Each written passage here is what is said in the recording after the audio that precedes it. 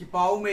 tunia zong ichi ka YouTube channel ra ta sadam sela ikimutu thei ta zalun dam nein ko phat pha IPO hat chunung patin thangwa na ka hin pin zani khatvini tarik somle thoma chu Kamit operation ki bol ka hin video ho kala in ahin la video sim thein ka umpon Kamit la samjin ichi ka video sim chu all in hin pitang kating patin ka thangwain khu kamuchentai hi chomcha sapena ka sei do hin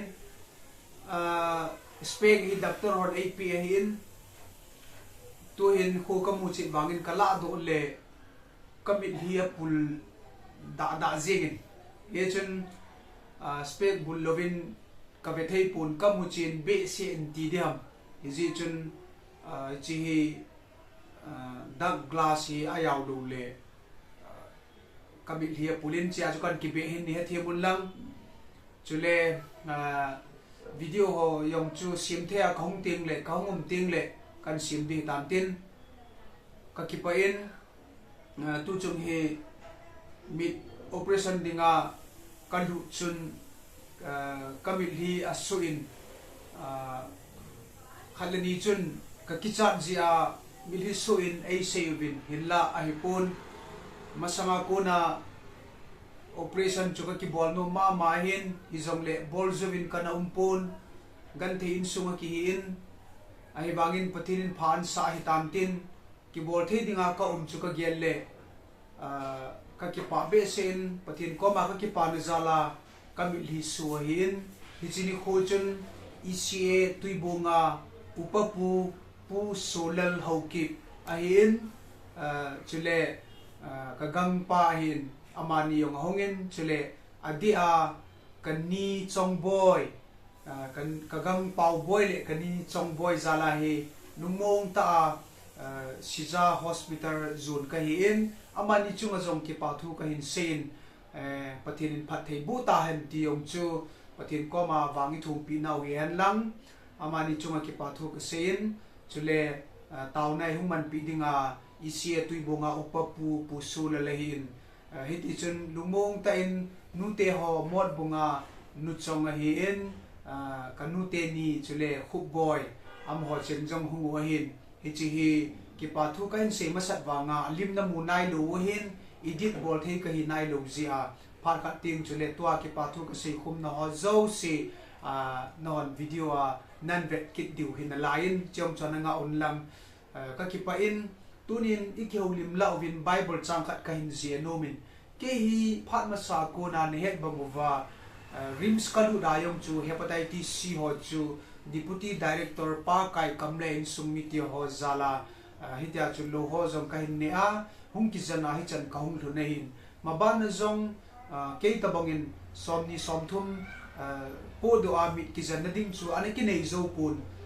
hi chi lungi ma aneki lain pathin lung sit na ki changin tu chungin jong kagam pau boy chule ka ni chong boy ama len sumiti ho zala chu sija hospital izu duhin ibahin pathin thu chomcha ikeu limna ikitil khol diwa kain han chule ke chunga jong guil hung bible changkhat kin kadei ta khanomin sam number zale somle thum changge amba ho chu lenglelal te to akizol se in amite milin milal ho to akibop se e sam number zakhat le somle thum changge atu tengi simdo naw athunei pan I ho zo sia dingin avelin phathe ibu pi hanlang adi ma jingin hi bible chang hi aji chu ke hi na ke ima chahilo khat hin amba ho to ki het na ding tha ka nei pon ai wangin hi bible chang ko nai simdo chun amite chu milin milal ho to akizol sein amo chu hiti chun mithupi ho to akibop se eti isim do hi talanin pakaya ka hi zin pakain amite milin milal ho to chun ikibop sa dunia hi ka hin khu thinalhan mol an le ding ta sa hi zongleng pakai zala chu miti ho ngai lu na ka chana milin milal ho to ka ke na hiti a chu ke ya dinga